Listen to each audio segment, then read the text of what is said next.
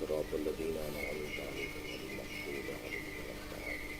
صل على محمد وعلى آل محمد. أعوذ بالله من الشيطان الرجيم. بسم الله الرحمن الرحيم.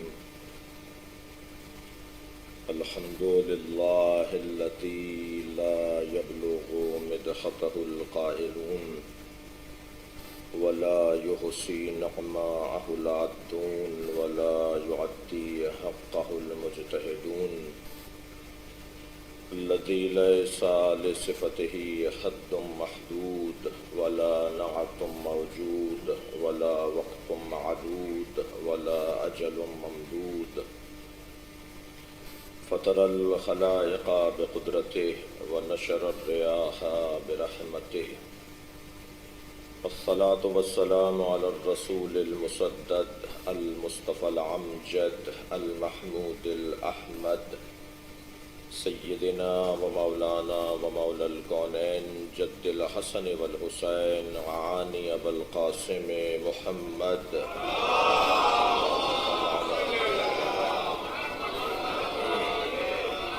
وآله الطيبين الطاهرين المعصومين الذين قال الله إنما يريد الله ليذهب عنكم الرجس أهل البيت ويطهركم تطهيرا.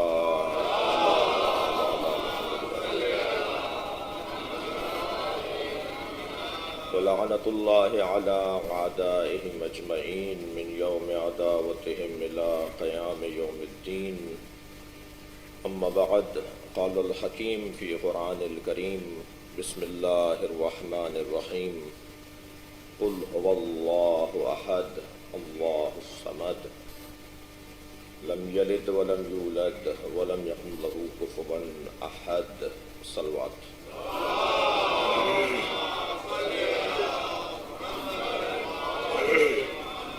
حاضرین کے مرحومین کے لیے، جناب جعفری صاحب کے مرحومین کے لیے، ابرار الحسن کاظمی صاحب آپ کے جن کے ہم پر حق ہیں اور اس دنیا میں نہیں ہیں، ان تمام مرحومین کی مغفرت کے لیے بلند تر صلوات پڑھیں.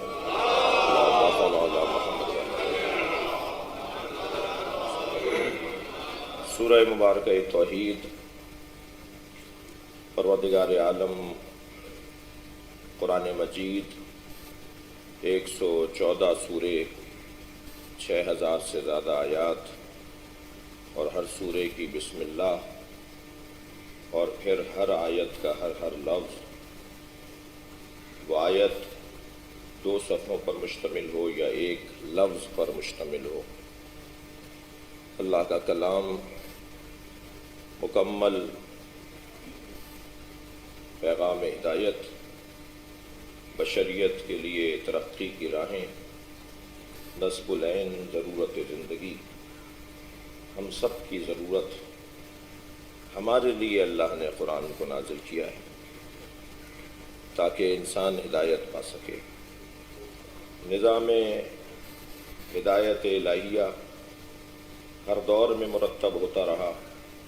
ہر نبی کے زمانے میں نظام ہدایت کو اللہ نے مرتب کیا، مگر اس زمانے کے تقاضے کے مطابق. ہمارے نبی کو جو نظام ہدایت بنا کر دیا، وہ نبی کے زمانے تک محدود نہیں. میں لفظ کو ذرا بہتر کروں کہ نبی کا زمانہ نبی کے زمانے میں محدود نہیں. نبی 23 برس کے لیے نبی بن کر نہیں آئے تھے. سرکار 63 برس کی زندگی لے کر نہیں آئے، بلکہ سرکار کی زندگی کا آغاز ہمیں نہیں معلوم کہ کب سے وہ ہیں، اس لیے کہ جب وقت ہی نہیں تھا وہ اس وقت سے ہیں. اور سرکار کب تک ہیں، کب تک رہیں گے، اس کا اندازہ بھی ان کا خالق جانتا ہے. لہٰذا ایک ایسی ذات کہ جسے اللہ نے منتخب بھی قرار دیا، منتجب بھی قرار دیا، جسے پروردگار عالم نے اپنے بعد سب سے زیادہ عظمت عطا کی. بلکہ میں یوں کہہ لوں کہ اللہ جب اپنا جمال دیکھنا چاہتا ہے تو مصطفیٰ کو دیکھ لیتا ہے. قرآن مجید کی اس آیت کا یہ ترجمہ کہ انک لعلی خلق عظیم، یہ ترجمہ جو معمولاً کیا جاتا ہے کہ اللہ نے آپ کو عظیم اخلاق پر فائز کیا ہے، انک لعلی خلق عظیم، ترجمہ کیا جاتا ہے معمولاً کہ اللہ نے آپ کو عظیم اخلاق پر فائز کیا ہے، اخلاقیات کی عظمت اور کمال پر آپ کو رکھا ہے۔ میں اس پہ تھوڑا سا طالب علمانہ ایک اظہار کرنا چاہوں گا کہ خا، لام، قاف ان تینوں پر پیش ہیں خلق، خلق العظیم، قاف پر بھی، خا پر بھی پیش ہے، لام پر بھی پیش ہے۔ اگر یہاں اخلاق مراد ہوتا، توجہ چاہوں گا، اگر یہاں اخلاق کا ترجمہ کیا جائے اور اخلاق مراد ہو تو ہونا چاہیے تھا خلق العظیم۔ اخلاق کے خاندان کا لفظ ہے خلق، معاف کیجیے گا، تخلیق کے خاندان کا لفظ ہے خلق، یہاں پر ہے خلق۔ ترجمہ یہ نہیں ہوگا، مجھے معاف کیجیے گا، ترجمہ یہ نہیں ہوگا کہ آپ کو اخلاق کے عظیم درجے پر فائز کیا ہے، ترجمہ یہ ہوگا آپ کو خلقت کے عظیم درجے پر فائز کیا ہے۔ آپ سے اچھی مخلوق ہی نہیں ہے، آپ ہر مرحلہ خلقت میں عظیم تھے، لہذا اس ذات کردگار نے اپنے نبی کے ذریعے جو ہمیں ہدایت کا نظام مرتب کر کے دیا اسے قرآن کہا جاتا ہے۔ قرآن مجید میں سورے، ہر ایک سورے کی علیحدہ فضیلت بیان ہوئی ہے، مگر سورہ مبارکہ توحید کے فضائل جنہیں آج سے ہم شروع کر رہے ہیں، بات کریں گے، وہ اس کی اپنی ندرت ہے، اس کی اپنی ظرافت ہے۔ سہل ابن سعد ساعدی سرکار دو جہاں کی خدمت میں حاضر ہوئے اور کہا یا رسول اللہ، میرے گھر میں فقر اور تنگ دستی ہے، میں پریشان حال ہوں، ذبو حالی کا شکار ہوں۔ روایت کہتی ہے کہ شکا رجل، ایک شخص نے جس کا نام سہل ابن سعد ساعدی ہے، شکا رجل، ایک شخص نے نبی کی خدمت میں آ کر ایک گزارش کی، ان ضیق معیشت والفقر، اپنی معیشت کی تنگی کے بارے میں اور فقر و ناداری کے بارے میں۔ فقال، تو رسول اللہ نے فرمایا، اذا دخلت الدار، جب تم اپنے گھر میں داخل ہوا کرو۔ اب نسخہ دے رہے ہیں ان لوگوں کو کہ جن کے ہاں تنگ دستی ہے، جن کے ہاں فقر ہے، جن کے ہاں ناداری ہے۔ صبح کی مجلس ہے، آغاز دن ہو رہا ہے، دن کا آغاز ہے، فقر اور ناداری کو ختم کرنے کا نبی کا بتایا ہوا نسخہ اس منبر سے ہدیہ لیتے جائیے۔ سرکار سے سوال کر رہا ہے کہ میں تنگی معاش کا شکار ہوں، مجھے فقر اور ناداری کا سامنا ہے، کچھ عطا فرمائیے۔ تو حضرت نے فرمایا اذا دخلت الدار فسلم علیہم، تمہاری تنگ دستی دور ہو جائے گی جب بھی گھر میں داخل ہوا کرو تو اہل خانہ کو سلام کیا کرو۔ بھائی صلوات پڑھے محمد و آل محمد۔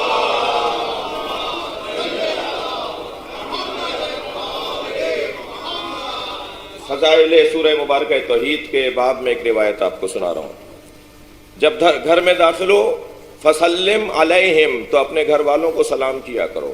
شاید اسی مرحلے پر ایک جملہ عرض کرتا گزروں کہ سلام کرنے میں پہل کرنا یہ سنت نبی بھی ہے، سیرت اہل بیت بھی ہے۔ یہ کس نے کہا ہے، یہ کہاں لکھا ہوا ہے کہ ہمیشہ چھوٹے بڑوں کو سلام کریں؟ چھوٹوں کو بہت کچھ سکھانا چاہیے، ادب، احترام، تہذیب، قاعدے، روایات محفوظ رہنے چاہیے، یہ ایک علیحدہ بحث ہے، یہ ایک مکمل بات ہے۔ کم سنوں کو، چھوٹوں کو، بڑوں کا احترام کرنا چاہیے، یہ بالکل ٹھیک بات ہے، مگر باب سلام میں بات کر رہا ہوں کہ یہ کہاں لکھا ہوا ہے کہ ہمیشہ چھوٹا ہی بڑے کو سلام کرے؟ دنیا کے سارے بڑے قربان نبی کی جوتیوں پر، سرکار دو جہاں تو کبھی پہل کرنے میں دیر نہیں کرتے تھے۔ جب کبھی کسی کا سامنا ہوتا تھا، اس سے پہلے کہ کوئی سلام کرے، نبی اس سے پہلے سلام کر دیتے تھے۔ اور بڑوں کی بات تو کیا، نبی نے کبھی بچوں کو سلام کرنے میں بھی تاخیر نہیں کی۔ مدینے کے بچوں نے یہ طے کیا، بڑی حسین ظریف روایت ہے کہ نبی کبھی ہمیں پہل نہیں کرنے دیتے سلام کرنے میں، گلی کے کونے میں چھپ کر کھڑے ہو گئے، سرکار مڑیں گے تو ہم سلام کریں گے، اچانک سرکار کو فوراً سلام کر لیں گے۔ سرکار نے مڑنے سے پہلے کہا جو گلی کے کونے میں چھپے کھڑے ہیں ان پہ میرا سلام۔ صلوات پڑھیں گے محمد و آل محمد۔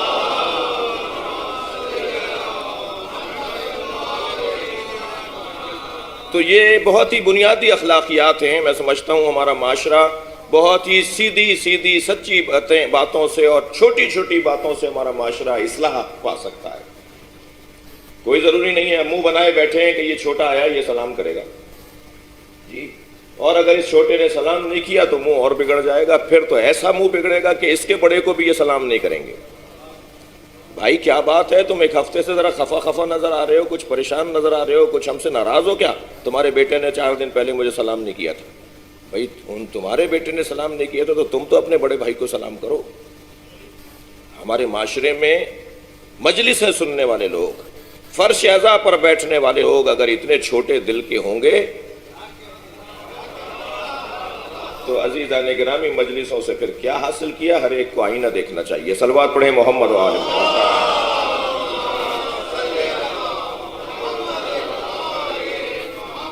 سرکار فقر و ناداری، اچھا یہ بھی بات ذہن میں رہے کہ ہر شخص کا فقر اس کے حساب سے ہے۔ ایک آدمی جو ٹھیلا لگاتا ہے اس کا فقر اس کے حساب سے، وہ جو فیکٹری کا مالک ہے اس کا فقر اس کے حساب سے، وہ جو 2000 ایکڑ کا زمیندار ہے اس کا فقر اس کے حساب سے۔ ہر شخص کا فقر، ہر شخص کی تنگ دستی اس کے حساب سے۔ تو یہ تو نہیں کہا جائے گا کہ یہ حدیث ہمارے لیے نہیں ہے، یہ ککڑی بیچنے والے اور ٹماٹر کا ٹھیلا لگانے والوں کے لیے حدیث سنا رہے تھے مولانا۔ نہیں، ہر شخص کا فقر اس کے حساب سے ہے۔ لہذا نبی نے فرمایا کہ اگر تنگ دستی کا شکار ہو جاؤ، اگر فقر تمہیں گھیرے تو اذا دخلت الدار فسلم علیہم، گھر والوں کو سلام کیا کرو، تمہارے گھر کا فقر دور ہو جائے گا۔ نبی تو جانتے تھے کہ پلٹ کر سوال آئے گا، سرکار تو جانتے تھے کہ اس میرے نسخے کے اوپر کوئی سوال اٹھائے گا۔ حضرت نے فرمایا اگر کوئی گھر میں نہ ہو، توجہ چاہوں گا جی، اگر کوئی گھر میں نہ ہو، تم گھر میں داخل ہوئے، تم نے سلام کیا، کوئی نہیں ہے گھر میں، اب کس کو سلام کر رہے ہو؟ حضرت نے فرمایا اگر کوئی گھر میں داخل نہ ہو فسلم علیہ، تو مجھ مصطفیٰ پہ سلام کیا کرو۔ صلوات پڑھیں گے محمد و آل محمد۔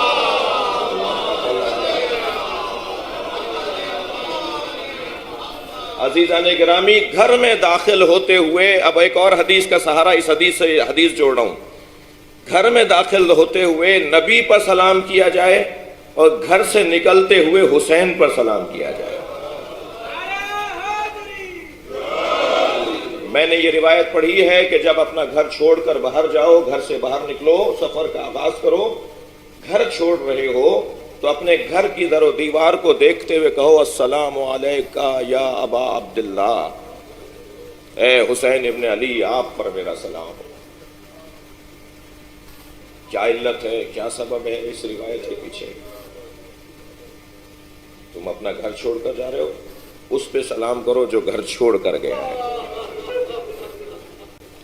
اور جس کے گھر چھوڑنے نے قیامت تک ہزاروں گھروں کو آباد کیا ہے۔ قیامت تک 1000 گھر آباد ہوں گے، ہزاروں گھر آباد ہوتے رہیں گے، اس لیے کہ ایک نبی کا لال گھر چھوڑ کر گیا ہے۔ فرمایا کوئی نہ ہو تو فسلم علیہ، مجھ پہ سلام کرو۔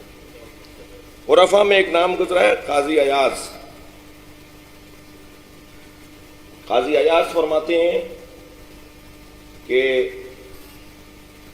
یہ تو نبی کی حدیث ہے نا، کیا ہے، گھر والوں کو سلام کرو اور اگر گھر میں کوئی نہ ہو تو مجھ پہ سلام کرو۔ قاضی ایاز ایک عارف، ایک اہل دل شخصیت کا نام، فرماتے ہیں کہ نبی نے تو یہ رہنمائی فرمائی، مگر ہمیں نبی نے اس سے تو نہیں روکا کہ جب ہم گھر میں داخل ہوں تو گھر والوں پر بھی سلام کریں اور نبی پر بھی سلام کریں۔ تو ہم جب بھی گھر میں داخل ہوں تو 2 سلام کریں، ایک اہل خانہ پر اور ایک سرکار دو جہاں پر۔ اب دلیل سنیے ان کی قاضی ایاز کی، کہتے ہیں کہ نبی پر سلام اس لیے کرو کہ لأن روحہ موجود فی بیوت المسلمین، کیونکہ سرکار کی روح مبارک ہر مسلمان کے گھر میں ہوتی ہے۔ تو میں تو یہاں سے استفادہ کرنا چاہوں گا کہ سرکار دو جہاں کی روح مبارک ہر مسلمان کے گھر میں ہونا تو تمہیں سمجھ میں آ گیا، علی کا 40 جگہوں پر نظر آنا تمہیں سمجھ میں نہیں آیا۔ جی میں ان لوگوں سے جنہیں سمجھ میں نہیں آیا، قاضی ایاز کا یہ عقیدہ نہیں ہے۔ صلوات پڑھیں ذرا محمد والے۔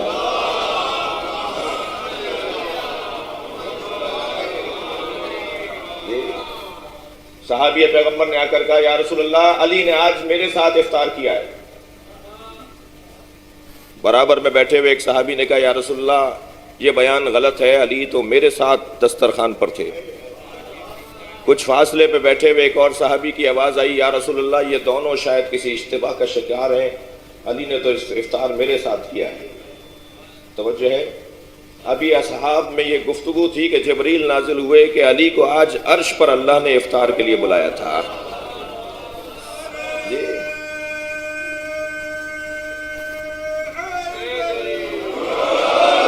میرے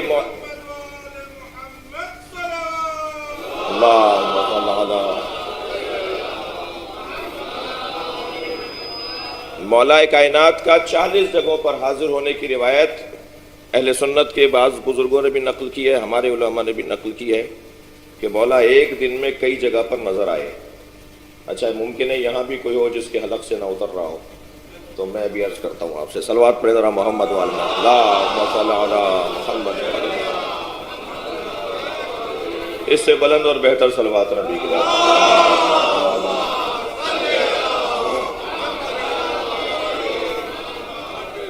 خطیب اگر قیافہ شناس نہ ہو تو پھر خطیب ہونے پر اسے شک ہونا چاہیے۔ عرض کر رہا ہوں کہ مولا کے بارے میں یہ عظمت کا ایک باب ہے، علی بن ابی طالب کے باب عظمت میں یہ ایک نقضی دلیل دوں گا، ایک حلی دلیل دوں گا۔ مولا کا ایک سے زیادہ جگہوں پر ہونا یہ آپ کی حیات طیبہ میں مشکل نہیں ہے، ظاہری حیات میں ابھی رحلت نہیں ہوئی ہے، شہادت نہیں ہوئی ہے، مولا کا ایک سے زیادہ جگہوں پر ایک وقت میں ہونا یہ کوئی مشکل بات نہیں ہے۔ یہ منبر عقائد کی بالیدگی کی جگہ ہے، محبتوں کے فروغ کی جگہ ہے، اہل بیت سے تعلق بڑھانے کی جگہ ہے، اور یہ منبر جو ہے وہ اہل بیت کی عظمت اور فضائل کے اس بات کی جگہ ہے۔ ہمارا کوئی عقیدہ بغیر دلیل کے نہیں ہونا چاہیے، زور بیانی نہیں ہونی چاہیے، جذباتیت اور شدت بیان نہیں، بلکہ دلیل اور عقل سے بات ہونی چاہیے۔ پہلی دلیل دے رہا ہوں، نقضی دلیل۔ دنیا میں ایک وقت میں کتنے لوگ مرتے ہیں؟ آپ نے کہا لاکھوں، میں کوئی گنتی کے اوپر کہہ ہی نہیں سکتا۔ دنیا میں کتنے لوگ ایک وقت میں مرتے ہیں؟ سب کو کون مارتا ہے اور روح کون قبض کرتا ہے؟ ہر مرنے والے کی روح ملک الموت قبض کرتا ہے۔ تو ملک الموت کا ایک وقت میں لاکھوں جگہ پر آنا سمجھ میں آتا ہے، جو ملک الموت کا بھی مولا ہو۔ صلوات پڑھیں گے محمد و آل محمد۔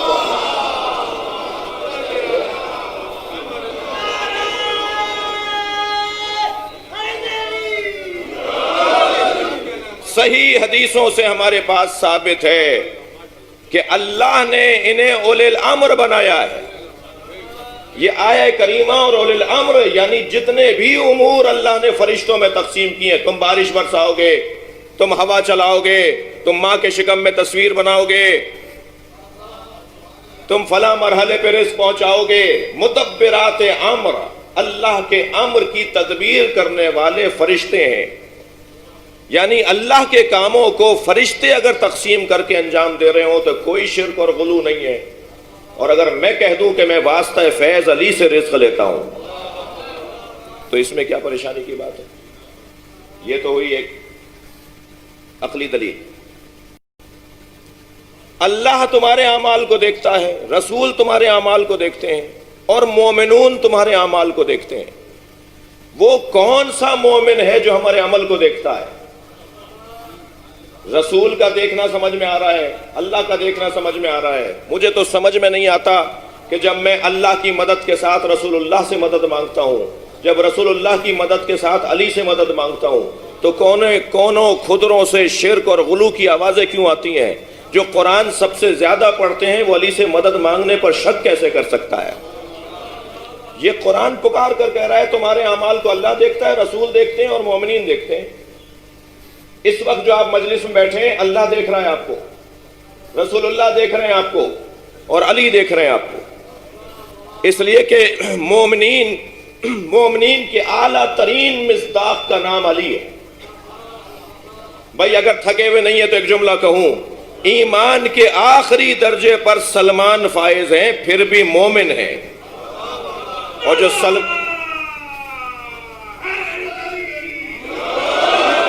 سلمان کا بھی مولا ہو، اس مومن کو کیا کہا جائے گا؟ اسے کل ایمان کہا جائے گا، بنیاد دین کہا جائے گا، اساس ایمان کہا جائے گا۔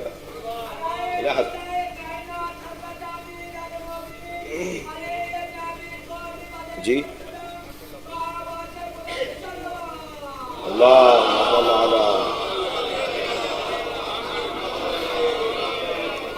ائمہ اہل بیت، نبی، رسول، نبی، مولا علی، ائمہ اہل بیت کے حاضر و ناظر ہونے پر اگر قرآن میں کوئی آیت ہے تو وہ یہی آیت ہے۔ جو ناظر ہوتا ہے نا وہ حاضر بھی ہوتا ہے۔ جی بہت دور بیٹھ کر اگر کوئی دیکھ بھی رہا ہو تو دیکھنا اولویت اور اہمیت کا حامل ہے بنسبت حاضر ہونے کے۔ بہت سے لوگ حاضر ہوتے ہیں مگر ناظر نہیں ہوتے، ناظر ہونا بڑا کمال ہے۔ بہت سے لوگ موجود ہوتے ہیں مگر دیکھ نہیں رہے ہوتے۔ میں مزاح نہیں کر رہا مگر ممبر مجھے اجازت دے رہا ہے کہ اس حد تک بات کر جاؤں۔ ایک صاحب کو ہم نے دیکھا کہ بڑی ٹک ٹکی باندھ کے مجلس میں ہمیں دیکھ رہے تھے۔ ہم نے کہا جی سارے مجمع میں سب سے زیادہ سمجھدار یہی ہے، اس لیے کہ بڑے غور سے ہمیں دیکھ رہا ہے۔ کچھ دیر کے بعد برابر والی کی کونی لگی تو وہ گر پڑے۔ ہم نے مجلس کے بعد پوچھا ماجرا کیا ہے؟ کہنے لگے یہ آنکھیں کھول کے سو جاتے ہیں۔ تو ضروری نہیں ہے کہ کسی کی آنکھیں کھلی بھی ہوں۔ صلوات پڑھ لیں ذرا محمد و آل۔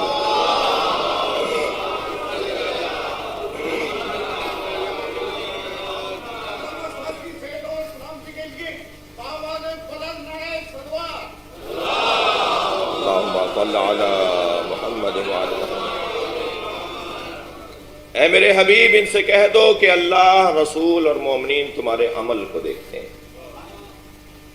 اسی سورہ توبہ میں نے کہا کہ سورہ توبہ کو زیادہ اس نگاہ سے ذرا تلاوت کیا جائے اس پر۔ حضرت امام ابو حنیفہ رحمۃ اللہ علیہ، کبھی خاص مجلس ہو تو عرض کریں کہ امام ابو حنیفہ کے اور مکتب اہل بیت کے تعلقات اور تعلق اور جو ان کا اہل بیت کے چاہنے والوں کے ساتھ پیار ہے وہ بڑا منفرد ہے۔ امام ابو حنیفہ معتوب قرار پائے تھے ابو جعفر منصور دوانقی کے ہاتھوں، جو ہمارے بھائیوں کے سب سے بڑے فقہی امام ہیں، فقی ہیں وہ معتوب قرار پائے تھے۔ ان کے ساتھ زیادتی ہوئی، ظلم ہوا ان کے ساتھ، جیل میں ڈال دیا تھا انہیں۔ حضرت زید شہید کے خلاف فتویٰ نہیں دے رہے تھے، حضرت زید شہید کے قیام کو باطل قرار نہیں دے رہے تھے، بلکہ برعکس ان کے قیام کی حمایت کر رہے تھے، اور فتویٰ دیا کہ زید شہید کا ساتھ دینے والے افراد مجاہد شمار کیے جائیں گے۔ دیکھیے آج بڑے آرام سے میں تبصرے کر لوں، بڑے آرام سے میں باتیں کر لوں، بڑے آرام سے سنی سنائی باتوں پر اور اپنے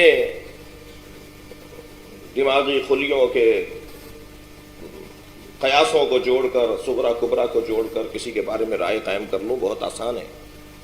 مجھے تو ان لوگوں پہ تعجب ہوتا ہے کہ جو جب شام زیارت کے لیے جاتے ہیں اور حضرت بلال کی قبر مبارک پر یا نہیں جاتے یا بے ادبی کر رہے ہوتے ہیں، اور کیا دماغ میں خناس ہے کہ یہ بی بی کو چھوڑ کر چلے گئے تھے نبی کی رحلت کے بعد۔ تم جیسے لوگ اگر اس زمانے میں ہوتے تو معلوم نہیں کون سے خیمے میں ہوتے۔ بہت مشکل دور تھا، بڑا مشکل وقت تھا جب مولا کائنات تنہا ہوئے تھے، 4 آدمیوں سے زیادہ کی جرت نہیں تھی مولا کا ساتھ دینے کی۔ بڑے بڑے نامور لوگ مشکل میں تھے اس وقت، سعد ابن ابی وقاص جیسی شخصیت سے امیر شام نے کہا کہ علی کے خلاف بولنے میں تکلف کیوں کرتے ہو، میرے سامنے بولو علی کے خلاف۔ اس کی خواہش تھی کہ مولا علی کو وہ سب کریں، لعن کریں، گالی دیں۔ تو سعد ابن ابی وقاص نے کہا کہ میں زندان میں جانے کو تیار ہوں مگر علی کے خلاف میں نہیں بول سکتا۔ اور سعد ابن ابی وقاص کے بارے میں کہ ان صحابہ کرام میں ایک ہیں جنہیں مارا گیا ہے۔ میں نے شاید پچھلی مجلس میں کہا تھا، خواجہ حسن بصری وہ ہر قول نبی کا نقل کرتے تھے، جبکہ نبی کے زمانے میں تو ان کی ولادت نہیں ہوئی تھی۔ تو کسی نے تعجب سے کہا آپ تو حضرت عمر کے دور میں پیدا ہوئے تھے، آپ ہر قول نبی سے منسوب بات کرتے ہیں، قال رسول اللہ کہتے ہیں۔ فرمان لگے جو باتیں میں نے علی سے سنی ہیں مجھے یقین ہے یہ نبی نے کہی ہیں۔ تو ان سے تعجب سے پوچھا گیا، ان سے کہا یہ پھر کہتے کیوں نہیں ہیں آپ کہ یہ قول علی سے میں نے سنا ہے کہ نبی نے فرمایا ہے؟ کہا میرے عیال زیادہ ہیں، میرا مال کم ہے، مجھے زندہ رہنا ہے۔ بہت مشکل دور تھا۔ حضرت امام ابو حنیفہ، یہ کیا بات ہوئی کہ آیت اللہ خمینی کو اگر شیعہ مانتے ہیں تو سنی جب تک نفرت نہیں کرے گا اس وقت تک اس کا پیٹ نہیں بھرے گا؟ یہ کیا بات ہوئی کہ امام ابو حنیفہ کو اگر سنی مانتے ہیں تو شیعہ جب تک ان سے نفرت نہیں کرے گا اس کو چین نہیں آئے گا؟ خدا کے واسطے اس روش اور اس انداز کو تبدیل کرنے کی ضرورت ہے۔ جب پاکستان میں کوئی دیوبندی عالم قتل ہوتا ہے، یقین جانیے میں ممبر پہ باوضو ہو کر بیٹھا ہوں، مجھے اتنی ہی تکلیف ہوتی ہے جتنے کسی دانشور کے قتل ہونے پر ہونی چاہیے۔ جب کوئی بریلوی عالم کی توہین ہو رہی ہوتی ہے، میں اور بالا تر بات کر رہا ہوں، غیر مسلم دانشوروں کا احترام بھی ہم پر لازم ہے۔ دلیل سے بات کروں گا، یہ کوئی میں نیا نظریہ نہیں ممبر سے دے رہا۔ دلیل یہ ہے کہ مولا کائنات فرماتے ہیں لو سنیت لی الوسادہ، اگر میرے لیے مسند قضاوت کو بچھا دیا جائے، لفتحت اہل تورات بتوراتہم، میں تورات والوں کا فیصلہ تورات کے مطابق کروں گا، انجیل والوں کا فیصلہ انجیل کے مطابق کروں گا، زبور والوں کا فیصلہ زبور کے مطابق کروں گا، قرآن کا فیصلہ قرآن والوں کا فیصلہ قرآن کے مطابق کروں گا۔ اور انجیل پکار کر کہے گی کہ یہی فیصلہ ہے جو عیسیٰ کا تھا۔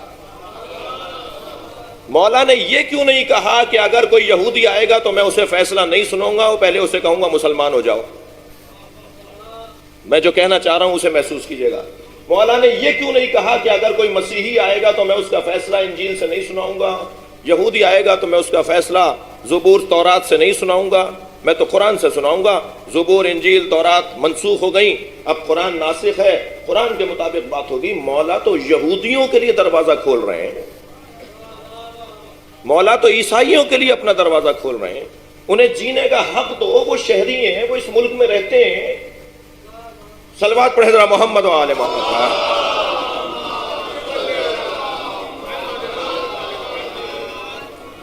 مجھے اس بات کا خوف نہیں ہے کہ کوئی یہ سوچے گا کہ مولانا انہیں حق پر کہہ رہے ہیں اور اپنے آپ کو اور ان کے برابر کر رہے ہیں۔ نہیں، جس زاویے سے مولا کائنات کا نور مبارک ہے اس زاویے سے دیکھنے کی ضرورت ہے۔ حق ہے لوگوں کو جینے کا، لوگ اس دنیا میں رہتے ہیں، سنی ہمارے عزیز ہیں۔ اور پھر بات کس سے ہوگی اگر عالم دیوبندیوں کے مر جائیں، بریلویوں کے مر جائیں، شیعوں کے مر جائیں؟ بعض شیعوں کو بھی بڑی آرزو ہے کہ مجتہدین سارے مر جائیں، ان کا گلا گھٹ جائے۔ بڑی تحریکیں چلا رہے ہیں پاکستان میں کہ ہمیں مجتہدین سے نفرت ہے، ہمیں علماء سے نفرت ہے۔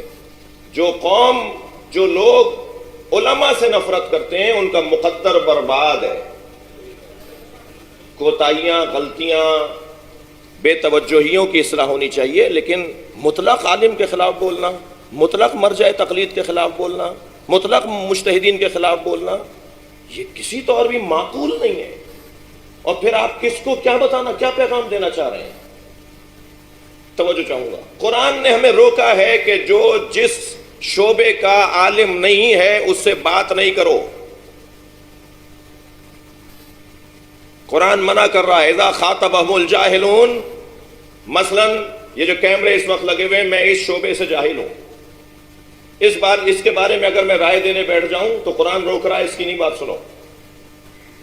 مثلا کوئی ڈاکٹر صاحب یہاں بیٹھے ہیں، اگر وہ آنکھوں کے ماہر ڈاکٹر ہیں تو میں اگر آنکھوں کے بارے میں رائے دوں گا تو قرآن مجھے روک رہا ہے، آپ کو روک رہا ہے کہ اس سے رائے نہیں لو، یا اگر رائے بھی دے تو اسے ٹوکو کہ تمہارا یہ شعبہ نہیں ہے، تم اس پہ بات کیوں کر رہے ہو؟ میں اس بڑے ہاسپٹل میں، جو کراچی کا بڑا ہاسپٹل بلکہ پاکستان کا بڑا ہاسپٹل ہے، اپنی اہلیہ مرحومہ کے ایام علالت میں زیادہ 2-3 مہینے تک وہاں رہا، بلکہ زیادہ رہا. تو جب ہم کڈنی اسپیشلسٹ سے کبھی کوئی ہارٹ کے بارے میں، دل کے بارے میں کوئی مشورہ کرتے تھے، وہ ایک لفظ نہیں بولتا تھا. آپ اسی سے پوچھئے جو آپ کا ڈاکٹر ہے. آنکھوں والا کبھی دل والے کے کاموں میں دخالت نہیں دے رہا، اور گردوں والا کبھی آنکھوں والے کے کاموں میں دخالت نہیں دے رہا. یہ دین اتنا سستا کیوں ہے کہ ہر ککڑی بیچنے والا رائے دے رہا ہوتا ہے؟ صلوات پڑھیں ذرا محمد و آل محمد.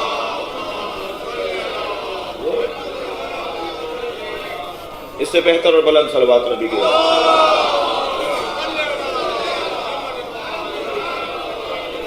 منع کیا ہے عزیزان گرامی، منع کیا ہے کہ اذا خاطبہم الجاہلون قالوا سلاما. جب جس شعبے کا جاہل اس شعبے سے لا تعلق، غیر تعلق رکھنے والا، تعلق نہ رکھنے والا بات کرے تو اسے بات نہ کرو. جی تو اگر مجھے بریلوی بھائیوں کے بارے میں بات کرنی ہوگی تو کس سے بات کروں؟ اگر مجھے دیوبندی مسلک کے بارے میں بات کرنی ہوگی تو کس سے بات کروں؟ جب عالم ہی مر جائیں گے تو بات کس سے ہوگی؟ لہٰذا علماء کرام جس مسلک کے بھی ہوں، حتیٰ یہ ہندو پنڈت جو ہوتے ہیں، مسیحی پادری جو ہوتے ہیں، یہ اپنے اپنے شعبے کے عالم ہیں نا. تو مجھے ان سے بات کرنی ہے، انہیں مجھ سے مراد ہمیں ان سے بات کرنی ہے. تو ان کا ہونا، کیونکہ پوری قوم ان کی موجود ہے، ان کا ہونا ضروری ہے اور ان کا احترام ہمیں کرنا چاہیے.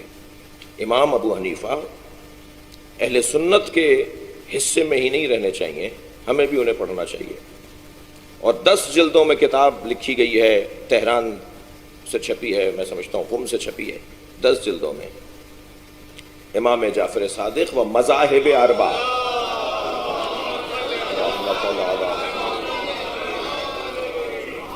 امام صادق اور چاروں مذہبوں کے درمیان کیا اتفاق اور کیا اشتراک تھا، پڑھنے کی ضرورت ہے. یعنی وہی مسئلہ جو میرے مولا امام صادق نے بیان کیا، وہی مسئلہ اگر امام ابو حنیفہ بیان کر رہے ہیں تو ہم دو سنی شیعہ کو قریب آنے میں مدد ہوگی یا نہیں ہوگی؟ امام ابو حنیفہ تشریف فرمائے، شاگرد بھی ہیں مولا صادق کے. جب کسی نے ان سے پوچھا کیا عمر ہے آپ کی، 70 سال کی عمر تھی، کہنے لگے 2 سال کا ہوں. تو اس نے کہا جی آپ کی عمر تو 2 سال کی نہیں ہے، کیا مطلب ہے اس جواب کا؟ فرمانے لگے لولا السنتان لہلک النعمان.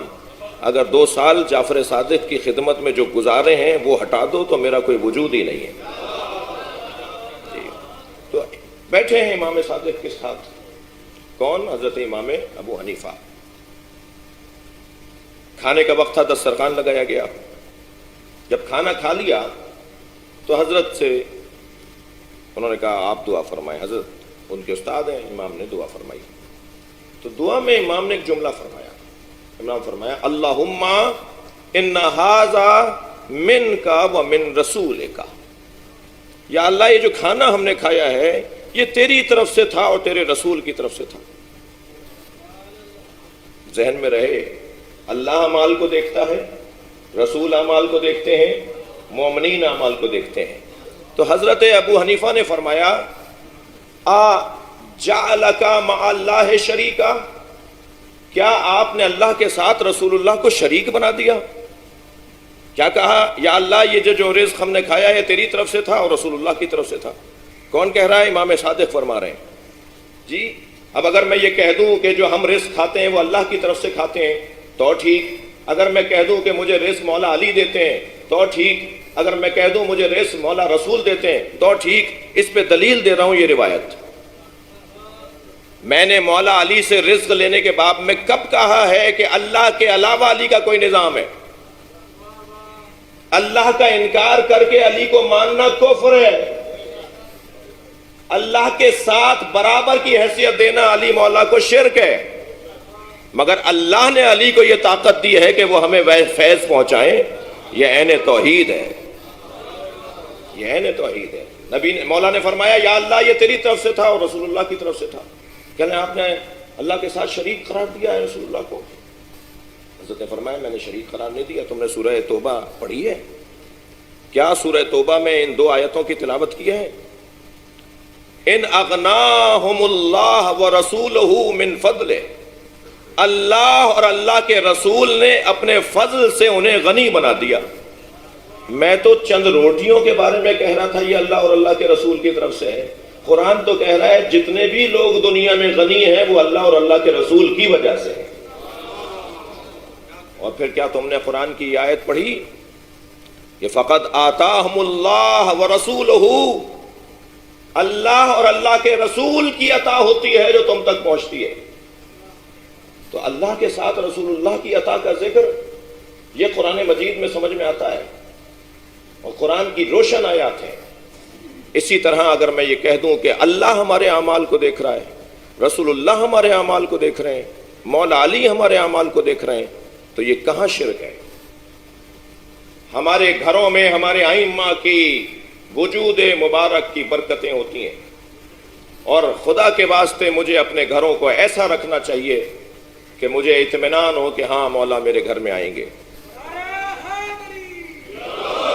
تو پہلا کام جب گھر میں داخل ہو فسلم علیہم، تو گھر والوں پر سلام کرو، اور گھر میں کوئی نہ ہو تو فسلم علیہ، مجھ پر سلام کرو۔ تو ایک کام تو فقر اور ناداری کے علاج کے لیے سلام کرنا ہے۔ دوسرا کام کیا ہے؟ فقرا سورۃ الاخلاص۔ جب بھی گھر میں داخل ہو تو دوسرا کام یہ کرو کہ سورہ توحید کی تلاوت کرو۔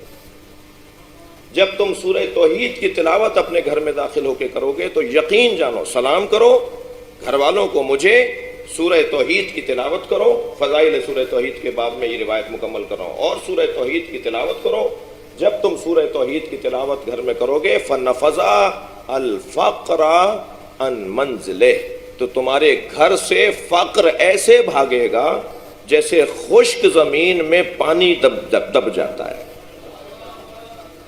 تمہارے گھر سے فقر ختم ہو جائے گا۔ دو کام کرنے ہیں، سلام کرنا ہے گھر والوں کو، سرکار کو، اہل بیت کو سلام کرنا ہے، اور سورہ توحید کی تلاوت کرنی ہے۔ اس سے معاشرے میں ایک بڑا فرق، ہمارے گھروں میں فقر و ناداری سے نجات۔ فضائل سورہ توحید میں ایک اور روایت سناؤں گا آج۔ میرے مولا علی علیہ السلام کثرت سے سورہ توحید کی تلاوت فرماتے ہیں۔ ہم پہلی رکعت میں سورہ الحمد کے بعد کوئی چھوٹا سورہ سورہ قدر پڑھتے ہیں، اور معمولاً دوسری رکعت میں سورہ الحمد کے بعد سورہ توحید پڑھتے ہیں، مگر علی مولا دونوں رکعتوں میں، پہلی رکعت میں بھی اور دوسری رکعت میں بھی، سورہ الحمد کے بعد مولا علی سورہ توحید کی تلاوت فرماتے ہیں۔ جب پوچھا نبی مکرم نے تو فرمایا یا رسول اللہ مجھے سورہ توحید سے عشق ہے۔ علی ہی کو سورہ توحید سے عشق کیوں ہے؟ اس لیے کہ علی کے باب فضائل میں لوگ گمراہی کا شکار ہوں گے۔ علی کی عظمت بھی دیکھیں، سورہ توحید کی تلاوت بھی دیکھیں، تاکہ شرک اور غلو سے محفوظ رہیں۔ جب دیکھا نبی مکرم نے کہ علی عشق کرتا ہے سورہ توحید سے، تو ایک حدیث مولا علی کی شان میں سرکار کی، ارشاد فرمایا یا علی مسلو کا فی امتی مسلو قل هو اللہ احد۔ صلوات پڑھے محمد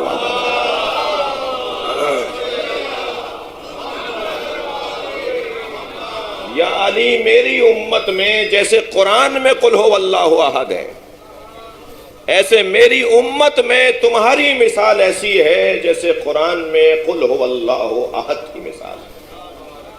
اب ذرا نبی کا فرمان پورا سنیں گے، یا علی مسلو کا فی امتی کا مسل قل فی مثل قل هو اللہ احد فمن قرأها مرتن، جس نے ایک مرتبہ سورہ توحید کی تلاوت کی، فقد قرأ ثلث القرآن، اس نے 1/3 قرآن پڑھنے کا ثواب حاصل کر لیا۔ ایک مرتبہ سورہ توحید پڑھنے سے 1/3 قرآن پڑھنے۔ ومن قرأ مرتين، اور جس نے 2 مرتبہ سورہ توحید کی تلاوت کی، فقرأ ثلثي القرآن، اس نے 2/1 قرآن پڑھنے کا ثواب حاصل کر لیا۔ ومن قرأ 3 مرات، اور جس نے 3 مرتبہ سورہ توحید کی تلاوت کی، اب سمجھ میں آتا ہے کہ سورہ الحمد اور سورہ توحید کو 3 دفعہ، ایک مرتبہ سورہ الحمد، 3 مرتبہ سورہ توحید پڑھنے کا پورا قرآن پڑھنے کا ثواب ہے۔ ہم اپنے مرحومین کو سورہ الحمد پڑھنے کے بعد جب 3 مرتبہ سورہ توحید پڑھ کر بخشتے ہیں تو ہم پورا قرآن بخش رہے ہوتے ہیں۔ یہ نبی کا فرمان ہے۔ فرمان سنیں،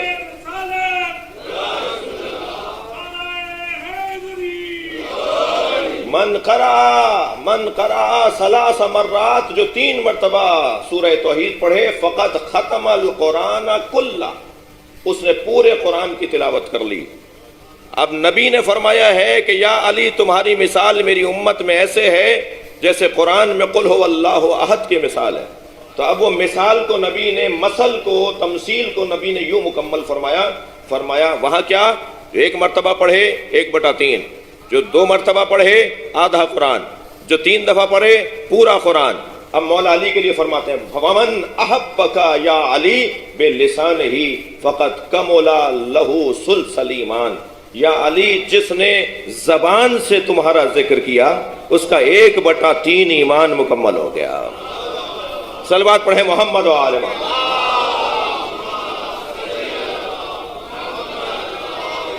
یہ جو ابھی آپ یا علی مدد بول رہے تھے نا، یہ زبان سے علی کا ذکر ہے۔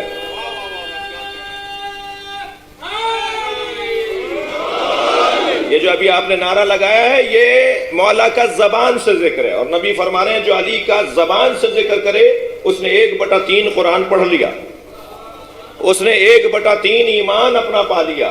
فرماتے وَمَنْ أَحَبَّكَ بِلِسَانِهِ وَقَلْبِهِ، اور جو یا علی تم سے محبت کرے زبان کے ذریعے اور دل کے ذریعے، فقط کمل لہو ثلث الایمان، اس کا آدھا ایمان مکمل ہے۔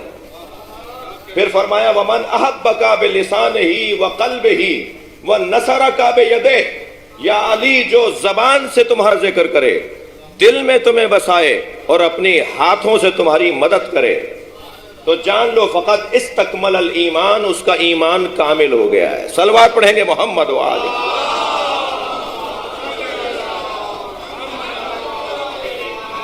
حدیث یہاں مکمل نہیں ہوئی ہے، آپ کے چہروں کی بشاشت مجھے مجبور کر رہی ہے کہ حدیث پوری سنا دوں۔ حدیث آگے بڑھ رہی ہے، سرکار اور ارشاد فرما رہے ہیں، فرماتے ہیں یا علی والذی بعثنی بالحق نبیا، میں قسم کھاتا ہوں اس اللہ کی جس نے مجھے نبی بنایا، میں اللہ کی قسم کھاتا ہوں جس نے مجھے نبی بنایا۔ یا علی لو احبک اہل الارض کما محبت اہل السماء، اگر سارے زمین والے تم سے ایسے محبت کرتے جیسے سارے آسمان والے تم سے محبت کرتے ہیں، اہل آسمان جیسے تم سے محبت کرتے ہیں ایسے سب زمین والے بھی تم سے محبت کرتے، لما عذب احد النار، اللہ کسی کو بھی دوزخ میں نہ ڈالتا۔ صلوات پڑھیں گے محمد و آل۔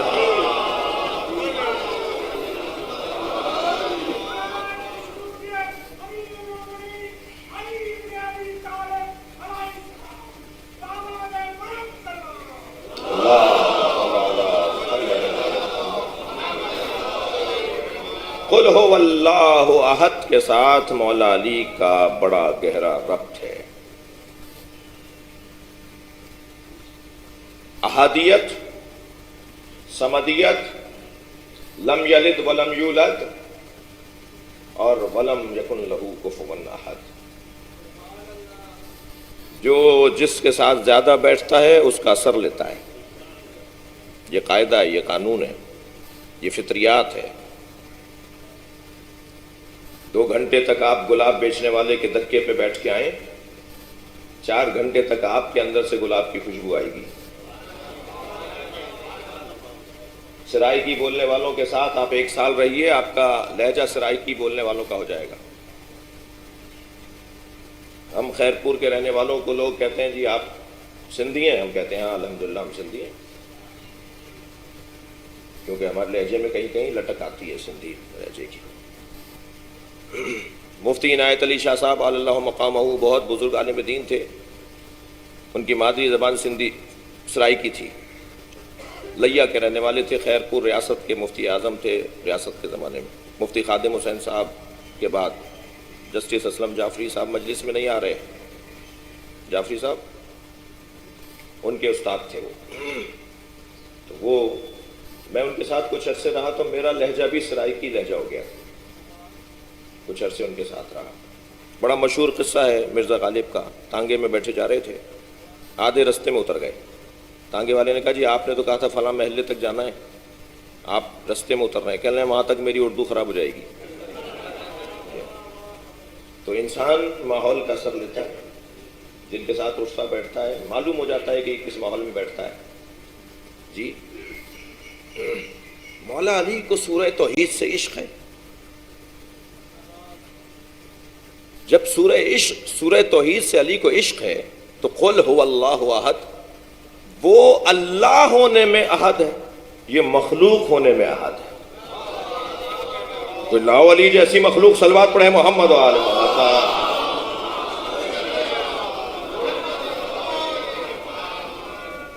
भाई हमें तो ऐसी ही मजलिस पढ़नी आती है, अगर किसी को हमारी मजलिस पढ़ना समझ में नहीं आ रही है तो वो सवाब की खातिर बैठ सकता है। सलवात पढ़े जरा मोहम्मद वाला।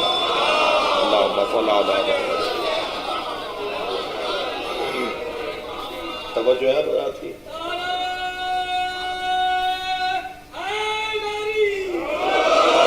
असर ले रहे हैं अली सूरह तौहीद का। अल्लाह समद, अल्लाह बेनियाज है।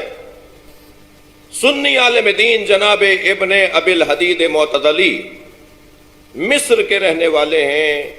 20 जिल्दों में नहजुल बलागा की शरह लिखी है, मारकतुल आरा शरह है उनकी। उसकी चौथी या 5वीं जिल्द में फरमाते हैं कि अली जैसा कोई नबी का सहाबी नहीं था। और दलील दी है उन्होंने मौला की इनफिरादियत के ऊपर। फरमाते हैं इस्तगनाहु, समदियत को ज़हन में रखिए। अल्लाह समद है, ये मखलूक में अल्लाह से असर ये ले रहा है। अल्लाह बेनियाज है। फरमाते हैं इस्तगनाहु अनिल कुल, अली का तवज्जो चाहूंगा, इस्तगनाहु अनिल कुल, अली का सबसे मुस्तगनी होना, किसी की परवाही नहीं है सिवाय अल्लाह के। अली का सबसे मुस्तगनी होना दलीलुन अन्नहु अफदलु मिनल कुल, यही तो दलील है कि वो सबसे अफजल है। किसी की जरूरत ही नहीं है, मेरा अल्लाह किसी तरह मुझसे राजी हो जाए। लम यलिद वलम यूलद का अली ने असर क्या लिया? रिश्ते हमारे पैरों की जंजीरें, ये बेटा है, ये बाप है, ये चचा है, ये ताया है। लम यलिद वलम यूलद, अल्लाह ने इसलिए कहा है कि मैं रिश्तों का महताज नहीं हूं, रिश्तों का पाबंद नहीं हूं। अली मौला माज़ल्लाह, अली को रब और अल्लाह कहना कुफ्र और शिरक है। मगर अली ने कुल हो अल्लाहु अहद, अल्लाहु समद, फिर लम यलिद वलम यूलद से क्या असर लिया? अली के रिश्ते हैं मगर रिश्ते पैर की जंजीर नहीं है। अपने बच्चों को कुर्बान करूंगा उसकी खातिर जो अल्लाह है। मैं अपने हसन को पेश कर दूंगा, मैं अपने हुसैन को कुर्बान कर दूंगा।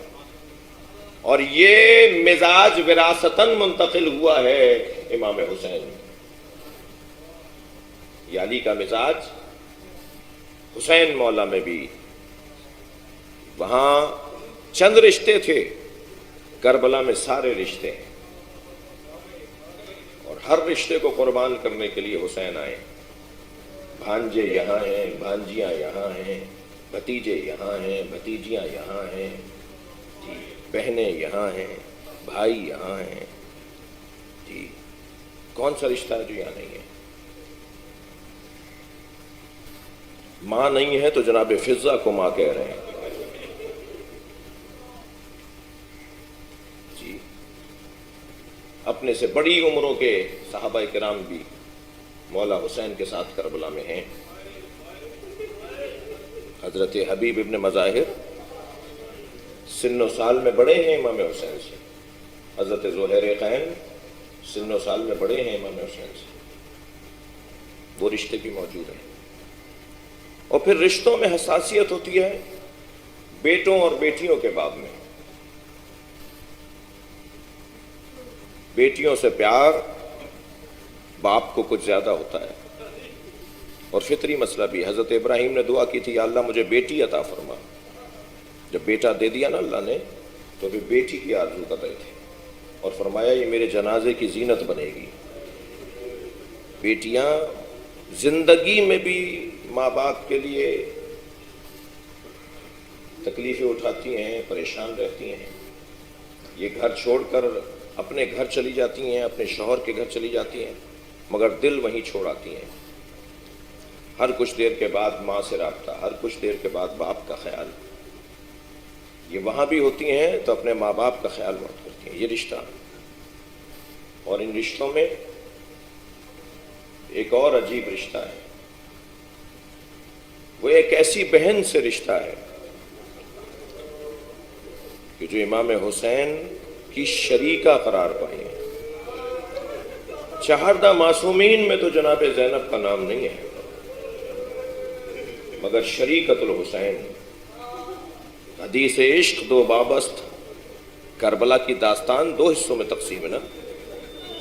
علامہ اقبال فرما رہے ہیں ایک حصہ کربلا، ایک حصہ دمشق۔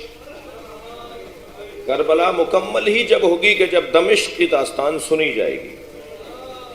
اقبال فرماتے ہیں حدیث عشق دو بابست، کربلا و دمشق، یکے حسین رقم کر دیگر زینب۔ کربلا کے سردار کو حسین کہتے ہیں اور دمشق کی شہزادی کو زینب کہتے ہیں۔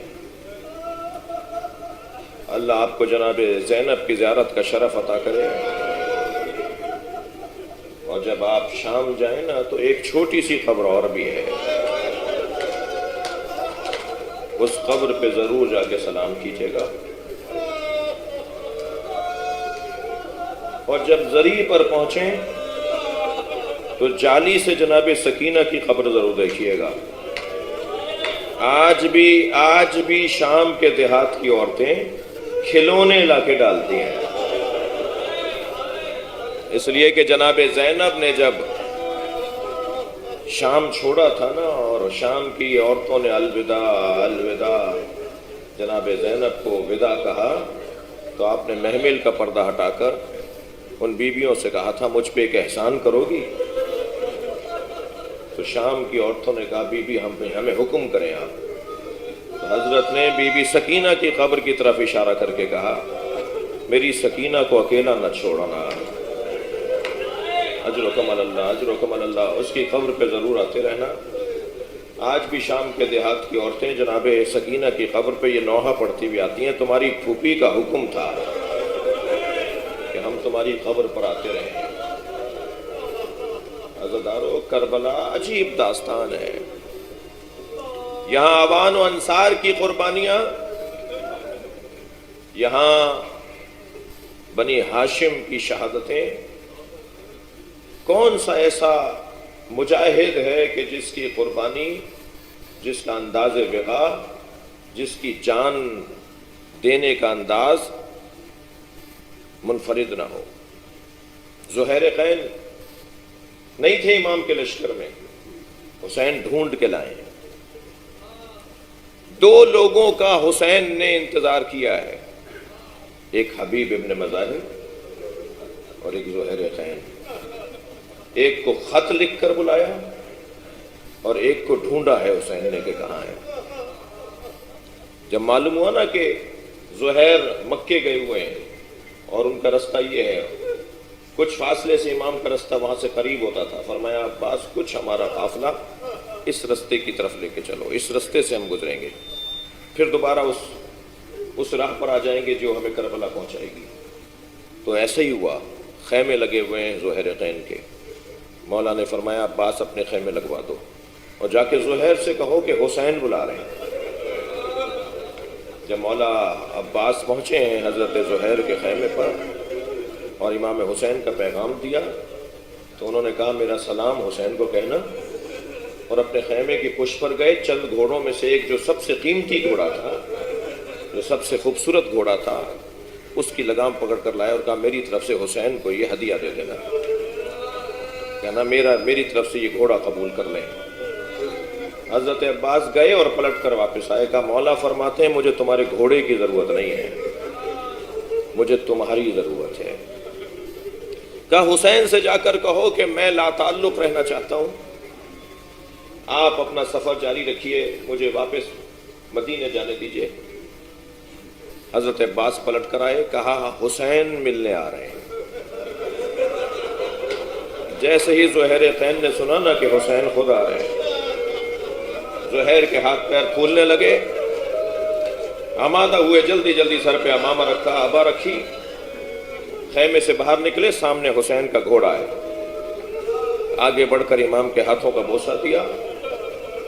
امام نے زہیر کا ہاتھ پکڑا اور دونوں امام اور زہیر، تیسرا کوئی فرد نہیں ہے، امام نے زہیر کا ہاتھ پکڑا اور بیابان میں تنہا چلے گئے۔ کچھ دیر کھڑے بات کرتے رہے، جب لوٹ کر آئے حسین اپنے گھوڑے پر بیٹھ کر اپنے خیمے کی طرف چلے گئے، اور زہیر اپنے خیمے میں آ کر اپنی زوجہ سے کہنے لگے میں تمہیں طلاق دینا چاہتا ہوں۔ زوجہ کہنے لگی کہ ہم میں کبھی اختلاف نہیں ہوا، ہماری زندگی تو بڑی خوشگوار گزری ہے، یہ تم مجھے طلاق کیوں دینا چاہتے ہو؟ کہا حسین نے جنت میں میرا مقام دکھایا ہے، اب شہادت میرا مقدر ہے اور سعادت میرے لیے لکھ دی گئی ہے، میں حسین کو چھوڑ نہیں سکتا، اور جب میں حسین کو نہیں چھوڑ رہا اور میں حسین کے ساتھ جانا چاہتا ہوں تم بیوہ ہو جاؤ گی۔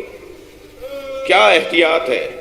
بیوگی کی عدت زیادہ ہے، طلاق کی عدت کم ہے، کہ میں تمہیں طلاق دیتا ہوں تاکہ عدت تمہاری کم رہے، تم جلدی مجھ سے آزاد ہو جاؤ۔ اور دوسرا سبب یہ ہے کہ اگر تم میرے ساتھ رہو گی تو اے دلہا، دلہا نام تھا خاتون کا، اے دلہا، جب مرد مار دیے جاتے ہیں تو عورتوں کو اسیر بنا دیا جاتا ہے، جگہ جگہ تشہیر ہوگی کہ یہ زہیر کی زوجہ ہے۔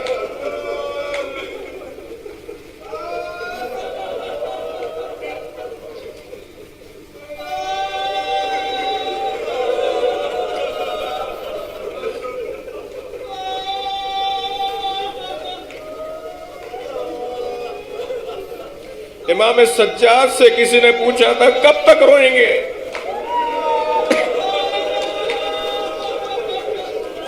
36 سال امام زین العابدین روتے رہے۔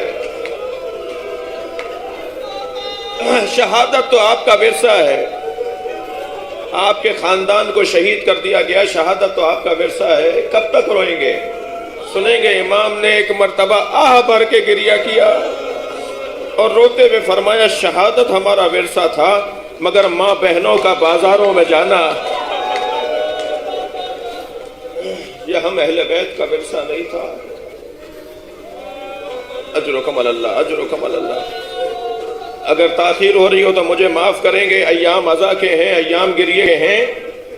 کسی مرحلے پر عزادارو جناب زینب نے یہ نہیں کہا کہ میں اس امتحان سے نہیں گزروں گی، کیسے کیسے امتحان دیے جناب زینب نے، لیکن جب دربار یزید آیا نا فرمانے لگی میں اس دربار میں نہیں جاؤں گی۔ ایک شبانہ روز 24 گھنٹے آپ اپنی زبان میں کہہ لیجئے، 24 گھنٹے دروازے پہ کھڑا کیا گیا۔ جب پوچھا نا کہ تم ہمیں کیوں نہیں لے جاتے ہو تو کہنے لگے ابھی دربار سجایا جا رہا ہے، ابھی دربار سے ابھی کرسیاں لگائی جا رہی ہیں، ابھی مہمانوں کا انتظار ہو رہا ہے، نبی زادیاں کھڑی ہیں، نبی زادیاں کھڑی ہیں۔ عزاداروں رونے کے لیے بعض اوقات ایک ہی جملہ کافی ہوتا ہے۔ آیت اللہ شیرازی صاحب فتوائے تحریم تمباکو وہ ایک جملے پر چیخ مار کے روئے اور اتنی دیر روتے رہے کہ پھر بے ہوش ہو گئے، اور وہ جملہ یہ تھا کہ آواز دی گئی زینب کو دربار میں لایا جائے۔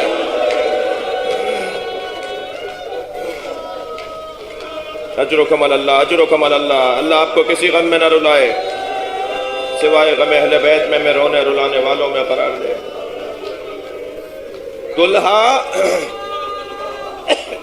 دلہا اگر میں مارا گیا تو تمہیں اسیر بنا لیا جائے گا، اور جگہ جگہ تشہیر ہوگی کہ یہ زہیر کی زوجہ ہے، لہذا تم یہیں رہو۔ طلاق نہیں دی، انہوں نے کہا مجھے طلاق نہیں دو۔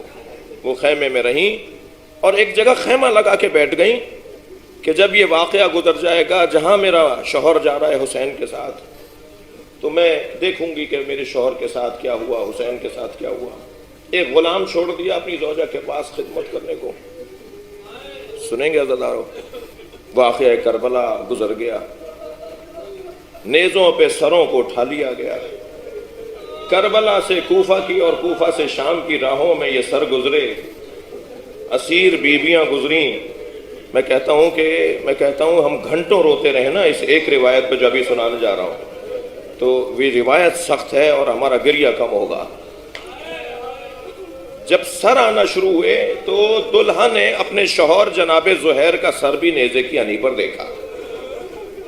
جب دیکھ لیا کہ میرا شوہر مارا گیا ہے، نیزے کی ہنی پر سر ہے، تو اپنے غلام کو بلا کر اپنے خیمے سے ایک کفن لا کے دیا اور کہا جاؤ کربلا اور اپنے مالک کو کفن پہنا کے دفنا کر آ جاؤ، اور اگر تم نے ایسا کر لیا تو میں تمہیں معاف کر دوں گی، میں تمہیں آزاد کر دوں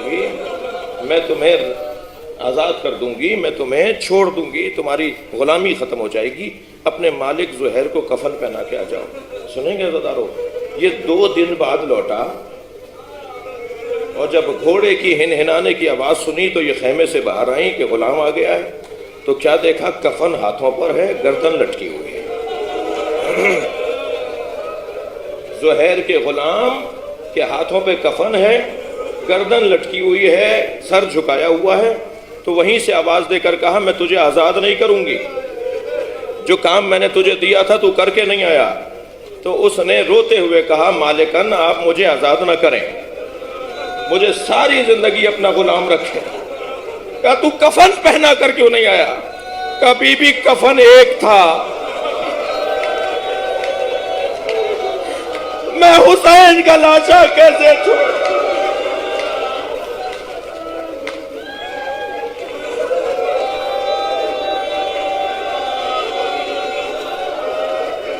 اللہ لعنت اللہ علی الظالمین، فسيعلم الذين ظلموا أي منقلب